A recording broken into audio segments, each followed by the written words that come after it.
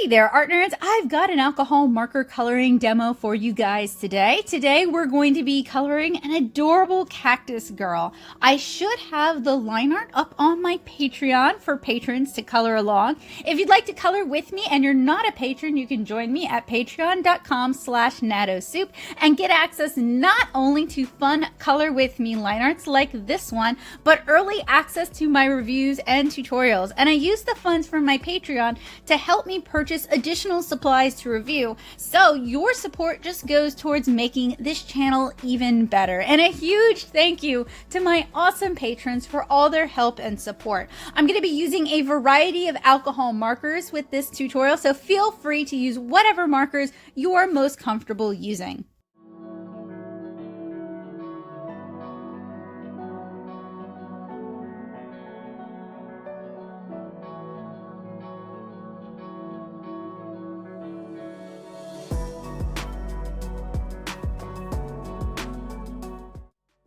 So this illustration was originally intended to be a 3-marker challenge done with the Art Squad at the St. Charles Parish Library. Art Squad is an art club for younger artists, tweens and teens, and I actually did several different designs, so I opted not to go with this one. It was inked using Sakura Pigment microns on cardstock paper, since that's what our art nerds, our art squad, would have access to. But I am swatching my markers on a scrap of Strathmore Bristol paper, since that's what I had handy at the time. Generally though, I do try to swatch my markers on the same kind of paper that I'm going to be coloring on it, because different papers handle markers differently and the colors are sometimes reflected differently as well. So I'm using a combination of Copic markers, Blick Studio brush markers, and Prismacolors, but like I said, you can use whatever markers you want to use. I think initially this was designed to be used with like Artify or Ohuhu markers, some of the less expensive alcohol markers that are a little bit more accessible. So again, feel free to use whatever markers you have and whatever markers you like to color along. I'm going to have a list of the colors and the markers that I use, as well as the other materials used in this demo, listed out down in the description below, as well as some other alcohol marker tutorials I think you guys will really enjoy, so make sure you check that description. And I'm pretty careful to swatch my markers before I even start coloring, because this allows me to select my color palette and it allows me to select my markers without making too many mistakes. And I do tend to grab more colors than I'm really going to need, because it gives me some flexibility to make adjustments as we go along.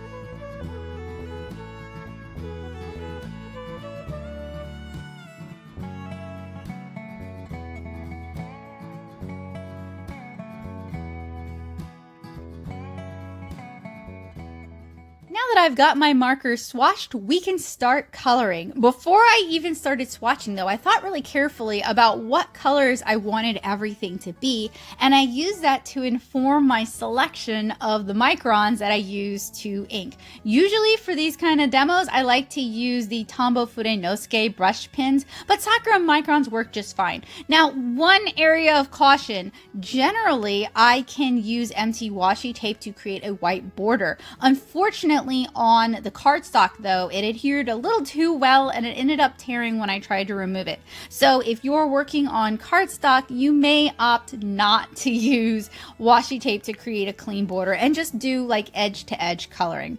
So I'm starting out with one of my kind of hotter pinks to start filling in the background. And I'm generally, with these kind of marker illos, I like doing the background first, because if it's going to kind of bleed into the illustration, it gives me a chance to make corrections and kind of fix things. Whereas if I colored her first and then I did the background, if I got a little bit of the background into her, it'd be much harder to fix. But I'm not going to do the background cacti until the end, because I'm still not 100% sure exactly which colors I want to use for those. I believe I'm using Prismacolor brush PB280 for our initial background layer. And I'm going in one direction using the brush, coloring kind of quickly. I'm not really worried about streakiness because I'm going to rotate this and give it another layer, as you guys can see here, with the same color, and that's going to blend out a lot of that streakiness. Now, coloring in the background can consume a lot of alcohol marker ink. So there's some other techniques that you could use to color in the background if you wanted to. You could use color pencils, you could use watercolor for this, or you could even use spray alcohol inks. It's really up to you. So I'm going to spritz it with a little bit of 99% isopropyl alcohol. And not only is that going to help hide some of the streakiness that's still a little bit visible, but it's going to create this neat kind of splatter pattern on the background that adds just a little bit of fun randomness and kind of breaks up that streakiness. So for her eyes, I am starting with BG000 to color in the blue of her eye. And I'm going to start with the blush because I want her to have green skin. And I'm not really sure how the pink and the green are going to kind of play together with alcohol marker. With watercolor, that wouldn't necessarily look so good. But with alcohol marker, we have a translucency of color that isn't necessarily available to us with watercolor. So I'm going in with PB208, which is a really, really light pink color. And I'm going to start kind of working in that blush as an undertone first, and then I'm going to do my layers of green on top of it. So kind of similar to how I handle darker skin tones, both in watercolor and alcohol marker. And the colors that I'm using for the blush are PB208, PB280, PB199, and for my darkest color, I'm going to use Senorita Margarita, which is a jacquard color that I put into an empty Copic sketch back when those were still available. Now, I didn't get quite that far. That's my darkest color before I start working in her skin tone. And for her skin, I'm using YG000, YG00, YG01, and I'm also using PB225 and PB151. And I'm not really concerned about streaking at this stage because I'm going to be doing a lot of layers with this. If you're really concerned about streakiness, you can kind of color in using a circular motion. But since I'm doing a lot of layers and I'm building up color, it's going to end up kind of disappearing anyway. This is also a fairly large drawing, and I have noticed that I've come to really like working on these like larger marker illustrations. But the problem with that is they are marker killers, especially because I like to work on thirstier, heavier paper because they have room for more layers and I can do more blending and I can just do a wider variety of techniques than I can with designated marker papers, which I find take about 3 layers of marker and don't really allow blending as much as I would like. So this is a cheaper cardstock because I try to work with the same materials we're going to have available for Art Squad. So I think this is like Walmart cardstock. I do know Express It makes blending card that's pretty good, and honestly Nina's cardstock is good for or fun to use with alcohol markers as well. But I will caveat that these thirstier papers can be marker killers. So if that's something you're concerned about draining the alcohol inks for your illustrations, you may prefer to use a less thirsty paper. So I wanted to start adding in some of the shading on her skin.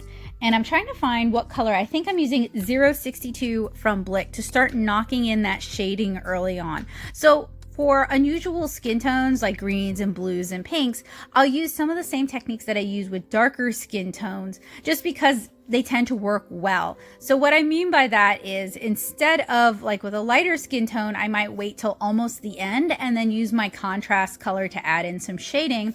With darker skin tones, I'll start adding in that contrast color as like a toning color earlier on because it allows me to blend it a little bit more cleanly, and it also gives me a better gauge of how it's going to look with the skin overall. So I'm going to do quite a few layers of the green just to kind of build it up because I kind of had this like bright, almost neon, very vibrant green in mind for her skin. And then I'm also going to kind of start working back and forth between adding new colors for her skin tone. So now I'm using PB25 on her skin and adding in the blush colors and adding in the shading color and just kind of zhuzhing it, massaging it back and forth until I get a transition and a blend that I really like. And that's one of the reasons it's kind of difficult for me to necessarily treat these like step by step, do this step, then do this step, then do this step sort of tutorials, because there's still a lot of like playing around with it and figuring things out and experimentation. And that's something that I really do want to kind of triumph and really kind of push forward, like to feel free to try different things and to problem solve with your art. I think being told prescriptive step 1, step 2, step 3, which I do in my Stash Buster watercolor series, I find it's not as helpful in helping people improve their art as it is in helping people build up confidence and make a piece of art that they're going to like, but it ends up looking just like the teachers. So it really kind of depends on what your end goal for your art is. Do you just want to make pretty art and you don't need it to look like you made it? You just want art to put up in your house? There's nothing wrong with that. Or do you want art that looks like you made it and it has your personality in it? To me, that's really important. So that's how I try to present my demos, my walkthroughs, my tutorials. I also thought some freckles would be very cute on her. Of course, I'm biased. I have freckles myself, and the main character of my comic has freckles, so I'm biased towards that. So I used PB25 and PB151 to add in some freckles. So I'm starting on the flower and her eyelashes, and for the base color for the flower, I'm using PB208, which is a very, very light color. And then I moved on over to my yellows. So I used Y11 to begin with, then 014, and then finally Y15. And I'm using my Prismacolors, Copics, and Blick Studio brush markers pretty much interchangeably. That's one of the things that's really important to me when I'm reviewing alcohol markers, is to find markers that play well together, because no one brand has like the perfect color palette for me. Different brands can bring different things to the table.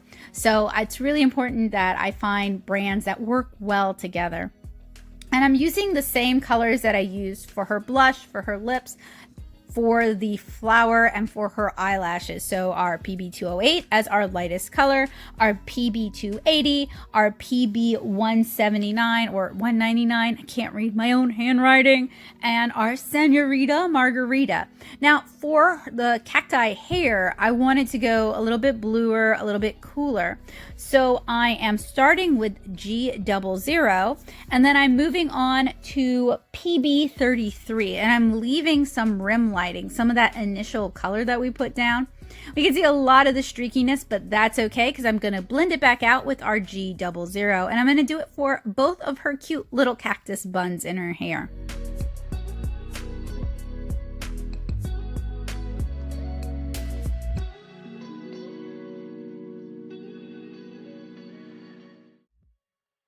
I'm going to add in another layer of our PB33, and that's going to blend it out and kind of shade it. And then go in with PB37 to start really knocking in some of those darker shadows.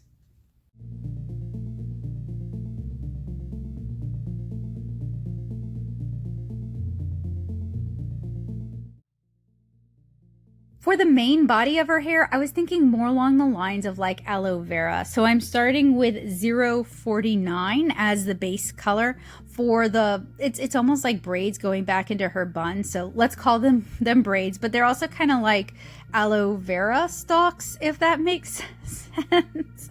So I'm starting with 049 for that.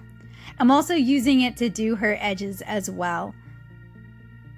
And then I'm going to let that dry so I can build up some color, do another layer on her eyes, start building up that base color. And I've switched over now to a cooler, darker, it's BG09 on the cactus. I do another layer of our 049 on the aloe vera stalks for her hair, because every marker has kind of like 3 layers of color. You can get 3 tones out of every marker if you use them judiciously. And I try to, even though I have a nice size marker collection, I do try to get the most out of every marker. So I'm starting to build up her eye color. So I started with G00, and I'm giving that a chance to dry. And I've moved on now to G28 in her hair to start building up some of those shadows. But I'm still leaving, so like on an aloe vera or on a cactus, you'll get like the white nodule that the spines come from. So I'm leaving those white for the time being. And then I go back in with a color I missed, but it's a very light green color. Probably one of the ones I used for her skin tone.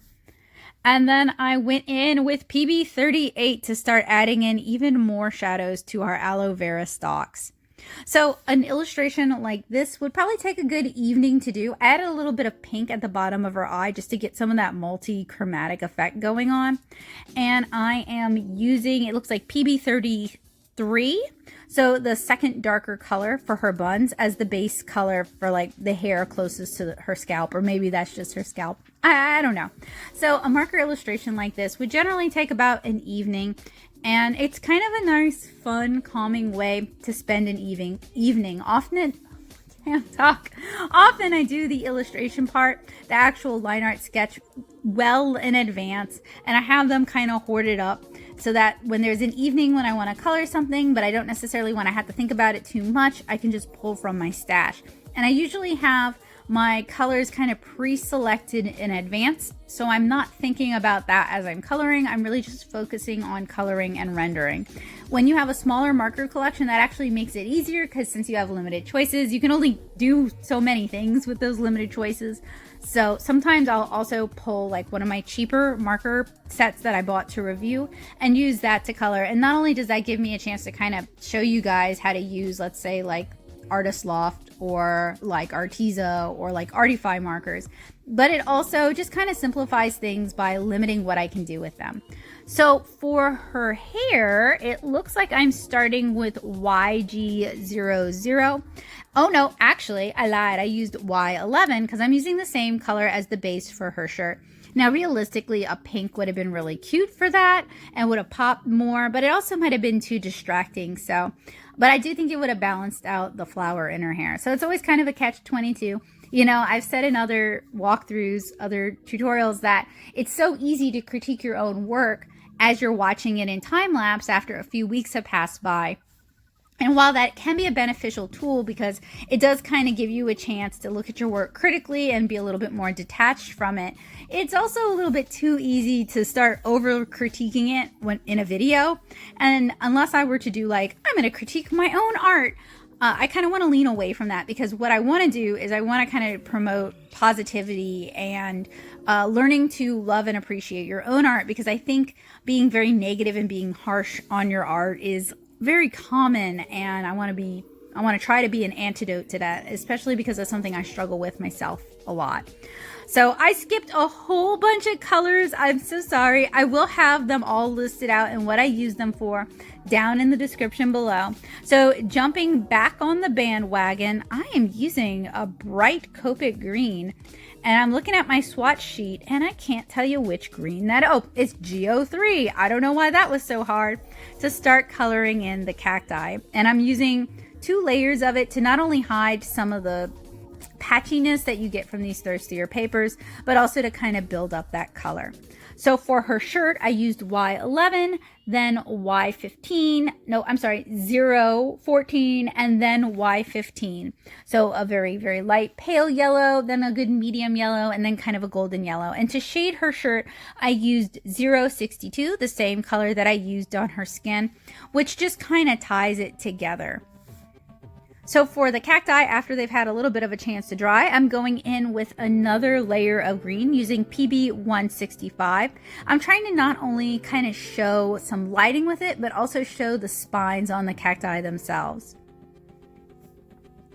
So increasingly, it's been fun for me to utilize brushwork rather than just line art in my pieces. And that's a direction I definitely want to keep moving in and making progress in.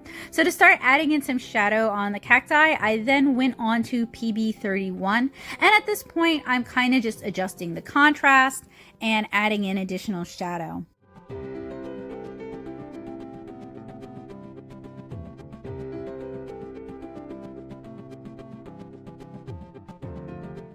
After I'm fairly satisfied with my marker work, I pull out the white gouache to start adding in some white highlights. And for a marker piece like this one, this is when things really start to come to life, because this is when I can add in like the sparkle in the eyes, or add in a little bit of highlight on the lips, or in this instance, I'm adding in the spines on the cactus braids, as well as on the cactus buns themselves. And I was kind of saving that for the end because I knew it would be easiest to do it in gouache, and also probably turn out best if I just saved it for the gouache.